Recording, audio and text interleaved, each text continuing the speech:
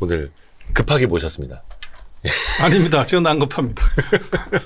아니, 왜냐면은 이제 중국의 양회라는 게 뭐 중국뿐만이 아니라 글로벌 정치 이벤트로 따져도 정말 중요한 거잖아요. 그래서 끝나자마자 우리 교수님 한번 모셔야겠다. 예, 그래서 이제 미리 점 찍어 놓고 있었습니다.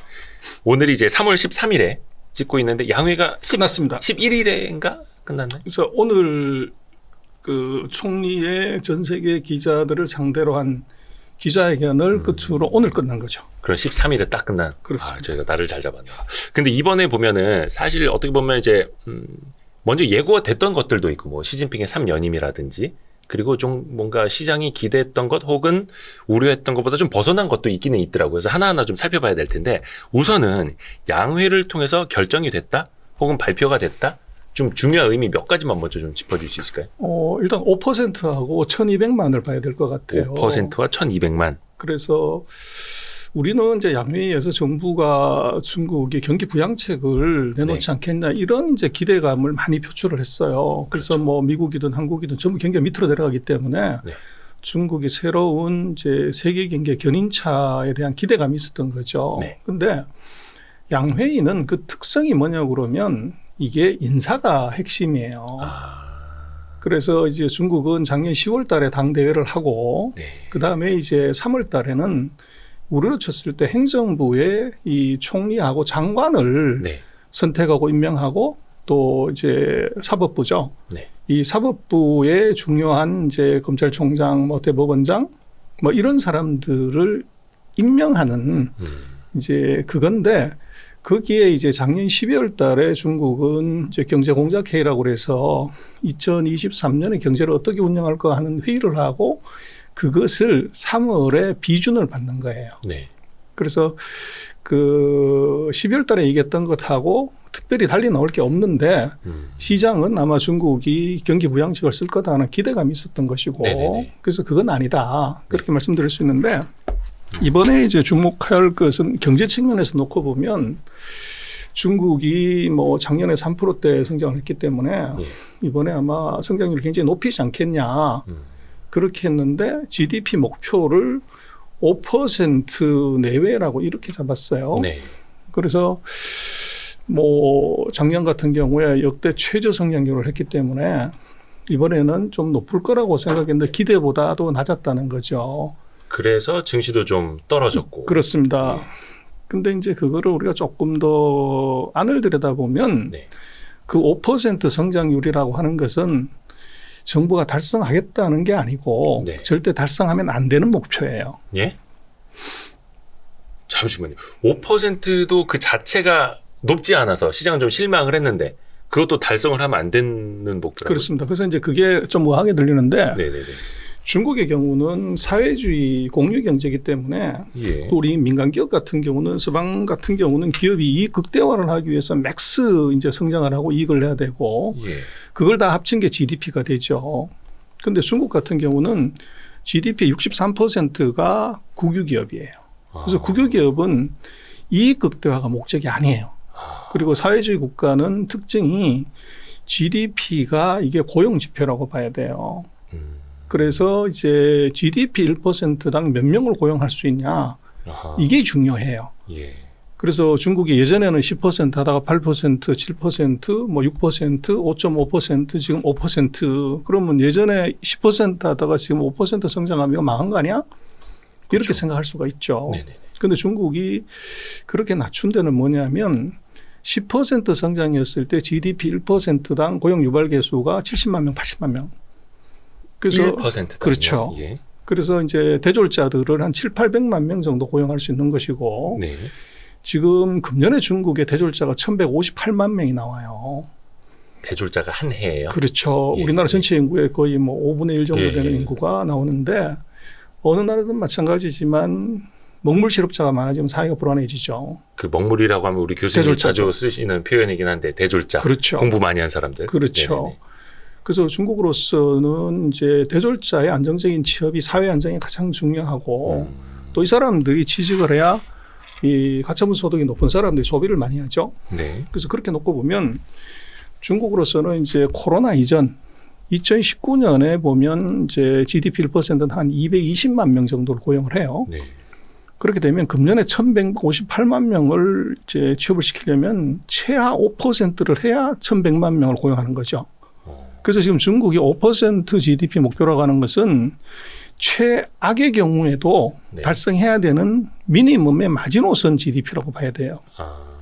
그런데 이제 중국 같은 경우는 이게 코로나 때문에 2022년 뭐 이 취업을 많이 못했단 말이에요. 네. 그래서 이제 밀려온 취업 대기자가 또 있는 거죠. 그래서 금년도 같은 경우는 제가 볼 때는 뭐 1,300만 이상의 이 고용을 해야 사회가 안정이 되고, 그렇게 본다 그러면 중국은 지금 5%는 절대 달성을 하면 안 되는 수치. 1,100만 해갖고는 이제 이게 사회적 안정에 문제가 되죠. 그리고 중국이 진짜 몇 퍼센트를 생각하냐는 두 가지를 보면 되는데, 중국이 2023년에 모든 경제 지표를 작년과 똑같거나 오히려 이제 추세로 보면 목표를 낮춰 잡았어요. 근데 특이하게 아까 말씀 1,200만이라는 게 신규 고용의 숫자를 네. 작년 뭐 최근 몇 년간의 목표를 1,100만 명으로 잡았는데 네. 금년에는 100만 명을 또 올렸어요. GDP 성장률은 낮췄는데 고용은 또 올렸다. 이게 좀 수상하죠. 네. 그래서 100만 명의 사람을 더 올렸다는 것은 이게 중국 입장에서는 1,200만을 하려고 하면 5.5%는 성장해야 돼요. 그래서 100만 기준으로 1,200만. 1,200만 명이 그렇죠. 5.5%. 그렇죠. 성장. 그 정도를 하려면. 예. 그래서 이번에 목표를 1,200만 명 고용을 하겠다고 잡았다는 것은 예. 2019년에 고용 유발 개수로 계산해 보면 중국은 5.5% 하겠다는 거죠. 네. 그리고 또 하나 이제 추정할 수 있는 것은 중국의 재정 적자를 이거를 이제 작년에 2.8% 내다가 금년에 3%까지 내서 네. 이제 재정 주치를 통해서 GDP를 올리겠다. 네. 근데 이제 그게 얼마냐 하는 것이 있는데 그걸 역산으로 계산을 해보면 6.7%가 나와요. 작년 대비해서 금년 GDP가. 네. 그렇게 보면 중국의 내심 GDP는 5.5에서 6.7 사이로 간다고 봐야 돼요. 그래서 그게 이제 5%라고 하는 것이 저것이 이제 서방 세계에서는 뭐 최근 30년 중에 최저 성장률 목표 뭐 이렇게 얘기를 하지만 네. 중국 안에 속내를 다른 두 가지 이제 고용 지표라든지 재정 적자 지표로 놓고 보면 이것은 최하 5.5에서 6.7 사이에 이 정도를 한다고 봐야 돼요. 그러니까 그들이 돈을 쓰기로 계획한 재정 지표 같은 걸 베이스로 놓고 보면 역산해 보면 역산을 해보면 이게 5%가 아니라 6.7. 6.7%까지 그렇죠. 나온다. 근데 그렇죠. 그러면 중국 정부에서 약간 속된 말로 블러핑을 했다는 겁니까? 그래서 이제 낮게? 그렇습니다. 그래서 그게 왜 그러냐면 이제 중국 정부가 과거에 한 20년 뭐 이 사이에 항상 정부 예측치보다는 그 목표치보다는 실적치가 항상 높았어요. 일부러 뭐라 해야 되나? 좀 상장사로 따지면 가이던스를 좀 낮게 주는 그렇죠. 거네. 어닝 서프라이즈처럼 보여주려고. 그렇죠. 그래야 이제 그 정부의 실력이 목표를 항상 초과 달성했다. 그렇게 가는데 코로나가 2020년 터지면서 2020년, 21년, 22년 3개년도에 정부 목표치 제시하고 실제 나온 수치하고는 다 이제 괴리가 컸던 거죠. 오케이. 그래서 정부 예측치가 안 맞는다. 이것은 신뢰도의 문제예요. 네. 그래서 3년 연속 이제 예측치가 다 틀렸기 때문에 2023년에는 뭐 익스큐즈가 안 된다고요. 코로나 다 풀었지 경제 정상화 했는데도 예측치를 못 맞춘다고 하는 것은 이것은 굉장히 이제 정부 신뢰도 측면에서 위험해요. 그래서 아마 이제 과거 20년 동안 보여줬던 정부 목표치는 상대적으로 낮게 잡고 네. 달성을 110%, 120% 하는 전형적인 사회주의적인 경제 특성, 계획 경제 특성을 이번에 이제 하나 잡아준 거고, 두 번째 이제 봐야 되는 것은 그 정치 변수예요. 네. 그래서 리커창 총리가 최근 10년간 중국을 경제를 이끌었는데 이번에 총리가 바뀌었어요. 그렇죠. 리창 총리라고. 근데 이제 리창 총리 같은 경우는 그 객관적인 전력으로 놓고 보면 네. 학벌이라든지 경력이라든지 근무 이제 경력 이런 걸 놓고 보면 리커창 총리에 비해서는 굉장히 많이 떨어져요. 그래서 예를 들면 이제 리커창 총리 같은 경우는 북경대를 이제 나왔고 거기서 경제학 석사 박사를 한 엘리트죠. 네. 근데 지금 리창 총리 같은 경우는 저장 농업대학에서 농기계학과를 나온 이제 학벌을 가져요. 그래서 중국의 대학 랭킹으로 보면 이제 북경대는 한 2등 정도 하는데 네. 그 리창 총리가 나온 대학은 한 220, 30등 정도를 해요. 이제 그런 측면이 있고 그다음에 중국은 항상 총리가 되기 전에 부총리로서 한 5년 정도 일을 해보고 네. 그 다음번에 이제 총리가 되는 그 총리 15를 항상 5년 하는 네. 거죠. 네. 그래서 원자바오 총리도 그랬고 이제 리커창 총리도 그랬고 근데 지금 새로운 리창 총리는 이 저장성, 뭐 장수성, 상해시 이 세 군데 지방에서만 근무를 했고 중앙에서 일해본 경험이 없어요. 네. 그리고 부총리가 아니라 지방성의 당서기를 하다가 바로 총리로 지금 올라온 거죠. 예. 그러다 보니까 이 중앙정부의 그 업무 경험이 전혀 없어요. 네. 그래서 그렇게 놓고 보면 이제 조직 통솔력이나 리더십에서 많이 떨어질 거다. 네. 이제 그런 예측들을 많이 하게 되는데 결국은 중국 입장에서는 새로운 총리를 왜 선택했냐는 것은 이것은 이제 시진핑의 비서 출신이에요. 그래서 그 코드 인사라고 볼 수 있죠. 뭐 당연히 그렇겠죠. 그래서 최근 5년간을 보면 중국 경제가 뭐 갈팡질팡을 좀 했던 이유는 물론 코로나라는 변수가 있기도 했지만 또 하나는 넘버 원인 시진핑과 넘버 투인 리커창의 갈등이 있어요. 그래서 이게 이제 상사와 부하의 관계라기보다는 이 정무하고 외교는 시진핑이 컨트롤하고 경제하고 행정은 리커창이 컨트롤하는데 이 경제 문제에 있어서 시진핑의 의견과 리커창의 의견이 서로 엇갈린 게 많았죠. 그러니까 우리가 생각하기로는 네. 중국도 공산당이고 네. 우리가 생각하고 있는 이제 단순한 질문입니다. 공산당은 그냥 주석이 하라는 대로 하면 그게 총리건 누구건 네. 다 따라야 될 것 같고 한데 근데 그 뭐랄까 뭐 외교 정치나 내치 뭐 경제 부분이 정말로 이 사람들 권한이 나뉘어져 있나요? 그게 그렇게 되나요? 그렇습니다. 그래서 지난 정부까지는 예. 중국은 헌법상으로 놓고 보면 7명의 상무위원이 공동으로 나라를 다스리는 집단지도 체제예요. 네. 그래서 이제 4명이 동의를 하면 통과하고 4명이 반대하면 안 되는 거죠. 그래서 중국의 권력투쟁이라고 하는 것은 7명 중에서 상무위원 4명을 내사를 뭐 심냐 못 심냐 하는 거예요. 근데 이제 시진핑의 사람이 4명이고 예를 들면 이제 그 리커창 총리의 사람이 리커창 포함해서 2명이 있는 거죠. 네.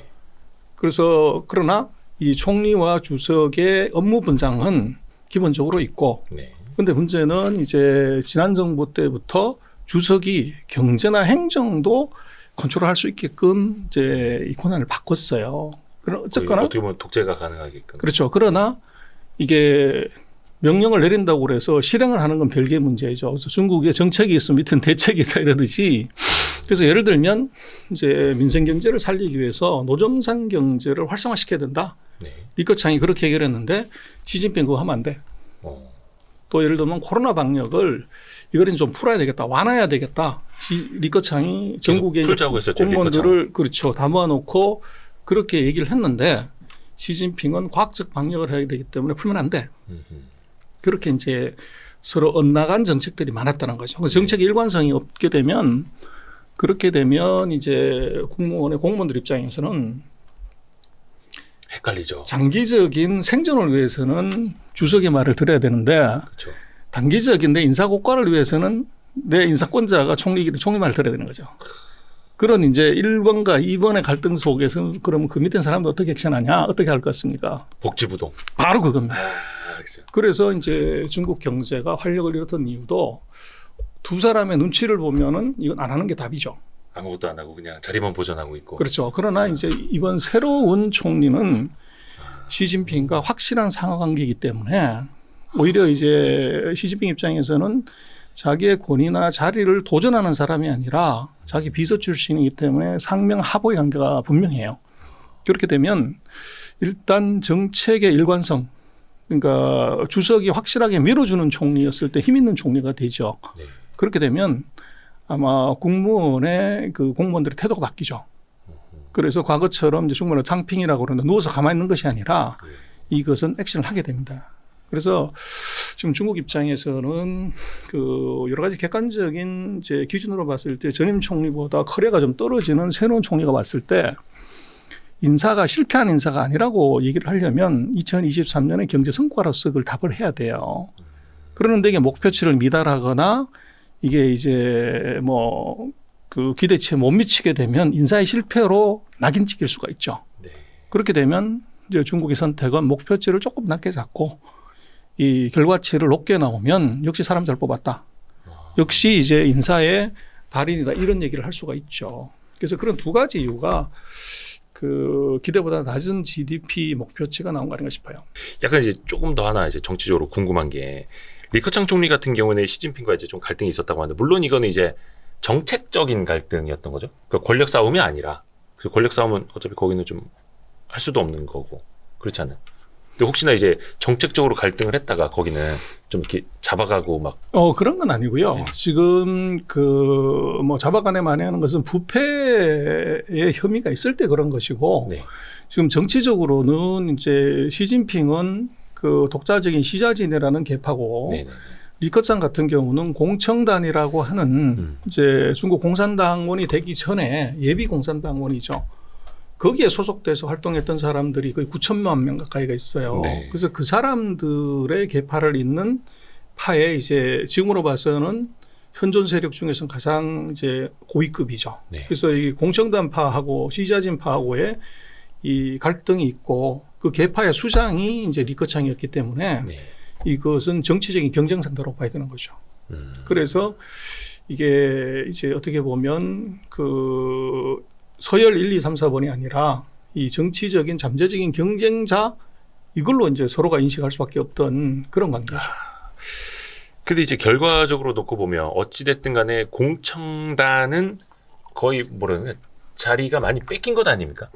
원래 이제 주석도 이렇게 번갈아 가면서 했었는데 그것도 이제는 그래서 이제 이번 지난 당대회에서 보여준 것은 시진핑 2기 정부 때는 이제 시진핑의 손을 들어준 사람이 4명, 네. 이제 리커창 총리 공청단파가 2명, 상해방이 1명. 그렇게 4대 2대 1의 구도였어요. 네, 네, 네. 그래서 4명을 확보했기 때문에 시진핑이 권력을 하셨는데 이번 당대회 때는 7대 빵을 만들었어요. 그래서 7명이 다가 이제 시진핑의 그 연고로 들어온 사람이고 그래서 공청당과 상해방은 이제 아무 자리를 차지 못하는 그래서 실질적으로는 7대 빵이 되면 절대 권력이 된 거죠.